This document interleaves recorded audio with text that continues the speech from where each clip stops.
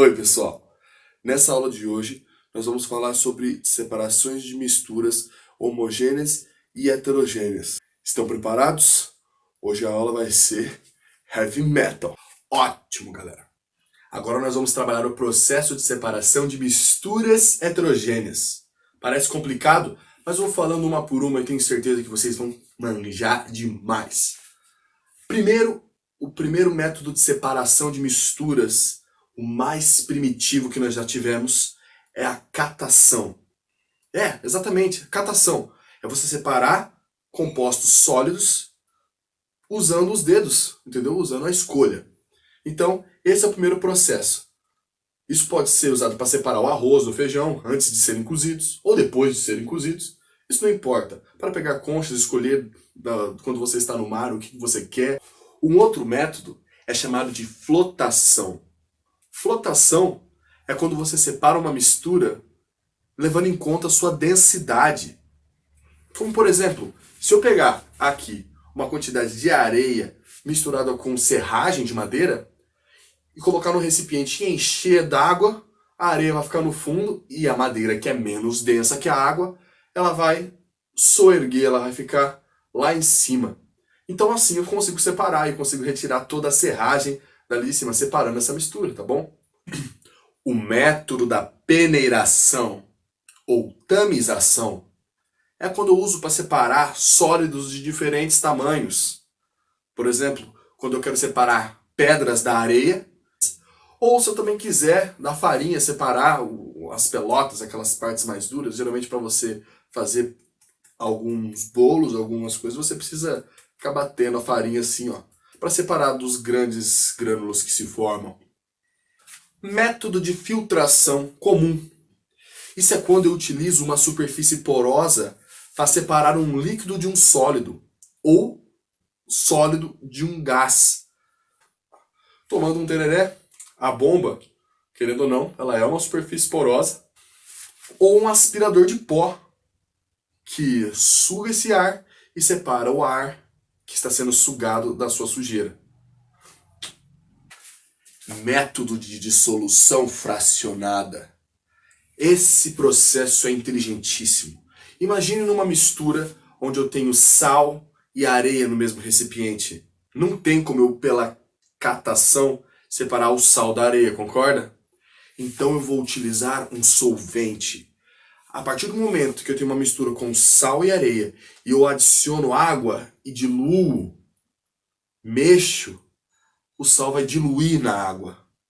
E depois, o que eu faço é uma filtração. Ele vai passar através do filtro e a areia vai ser retida. Eu separo a areia do sal. E depois, por um processo de evaporação, a água sai e o sal fica como um precipitado. Método de decantação. Ele precisa com que o recipiente que tem essa mistura, ele descanse. É quando existe diferença de densidade entre as fases. O que estiver mais denso, ele vai precipitar. Se ele não for agitado, remexido, ele vai precipitar.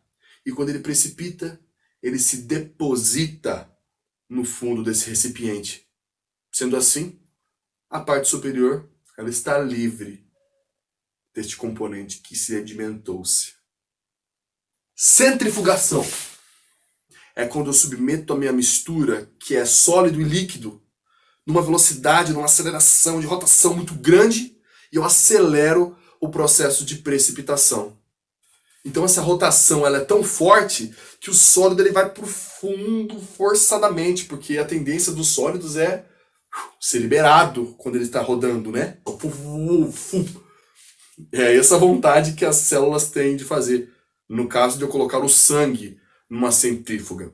Eu faço isso para poder separar a parte do plasma do sangue com a parte sólida, que são as hemácias, os glóbulos brancos, as plaquetas. Ou na centrifugação da roupa, né? Isso quem sabe são as supermães.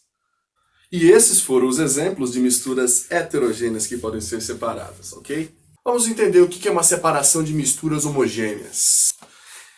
Imaginem que a separação de misturas homogêneas ela deve ser um pouco mais complicada, porque agora eu não consigo observar os componentes dessa mistura. Não tem como eu dividi-los assim, porque ela está homogênea.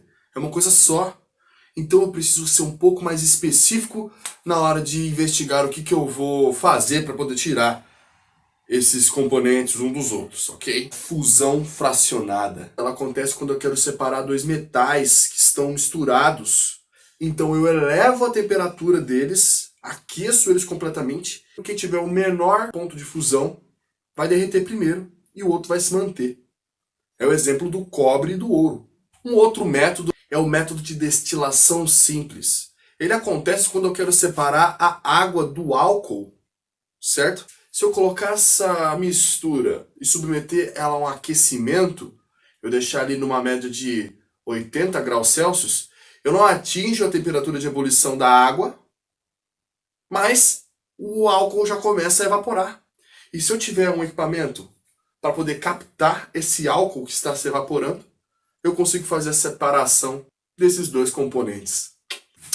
Agora chegamos no método chamado destilação fracionada. Ela é super interessante e ela faz com que cada um dos seus componentes se separem de acordo com o seu ponto de ebulição. Mas para que isso aconteça, eu preciso de uma coluna de fracionamento, como essa aqui. E é sobre ela mesmo que eu vou falar. Depois do momento em que o petróleo é retirado dos seus bolsões subterrâneos, para que seja separado o gás de cozinha, a gasolina, o óleo diesel, o óleo lubrificante, óleos combustíveis, todos esses, eu preciso colocar essa mistura numa temperatura muito alta. Então a primeira coisa que ela faz é ser aquecida a mais de 600 graus Celsius. O que ainda se mantém sólido, ele é canalizado para baixo e chamado de resíduos fósseis. Esses resíduos aí, eles são usados para fazer asfalto, piche. Muitos gases estão indo para cima porque a temperatura está altíssima, mas no patamar de cima a temperatura já cessa pela metade, fica a 370 graus Celsius, aonde eu consigo retirar através de uma mangueirinha, condensa-se e volta para o estado líquido o óleo lubrificante. Mais um pouquinho acima, no andar de cima, a 350 graus Celsius, nós conseguimos coletar o óleo diesel. É um combustível importante para funcionamento de tratores e grandes máquinas. Logo acima, a 325 graus Celsius, retiramos um outro combustível chamado de querosene. A 205 graus Celsius, nós atingimos o patamar da gasolina. É onde ela consegue se condensar e ser canalizada para ser utilizada nos nossos automóveis. E por último, a menos de 40 graus Celsius, nós temos o chamado gás de cozinha, que ele é canalizado lá no topo e armazenado em botijões. Certo, galera? Facinho?